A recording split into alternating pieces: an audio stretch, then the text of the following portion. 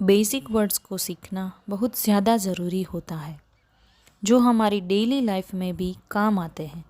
और जब हम स्टडी करते हैं तो उसमें भी बहुत ज़्यादा इम्पोर्टेंट और यूज़फुल होते हैं। तो इस वीडियो में मैंने कुछ इम्पोर्टेंट वर्ड्स चूज़ किए हैं, तो आप इस वीडियो को पूरा ज़रूर देखिएगा। आपका बेसिक नॉलेज मजबूत बनेगा। Let's get started. मना करना को इंग्लिश में कहते हैं फॉरबिड। फॉरबिड मतलब मना करना। दिखावा करना उसको इंग्लिश में कहते हैं शो ऑफ। शो ऑफ को कहते हैं दिखावा करना। समझना को इंग्लिश में कहते हैं अंडरस्टैंड। अंडरस्टैंड यानी कि समझना। साधारण को इंग्लिश में कहते हैं सिंपल। सिंपल यानी कि साधारण।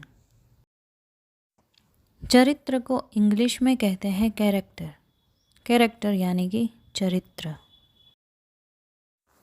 कुछ भी को इंग्लिश में कहते हैं एनीथिंग। एनीथिंग यानी कि कुछ भी। बहाना को इंग्लिश में कहते हैं एक्सक्यूज। एक्सक्यूज यानी कि बहाना। थक जाना को इंग्लिश में कहते हैं एग्जॉस्ट। एग्जॉस्ट यानी कि थक जाना। ज़रूरी को इंग्लिश में कहते हैं नेसेसरी। नेसेसरी यानी कि ज़रूरी। क्षमता को इंग्लिश में कहते हैं कैपेसिटी। कैपेसिटी यानी कि क्षमता। गहन को इंग्लिश में कहते हैं डीप। डीप यानी कि गहन। राजनीति को इंग्लिश में कहते हैं पॉलिटिक्स। पॉलिटिक्स यानी कि राजनीति। हिचकिचाना को इंग्लिश में कहते हैं हेजिटेट। हेजिटेट यानी कि हिचकिचाना।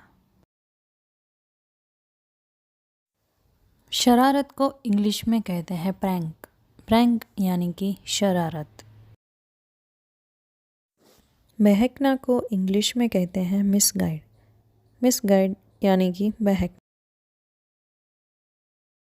मनोरंजन को इंग्लिश में कहते हैं एंटरटेनमेंट।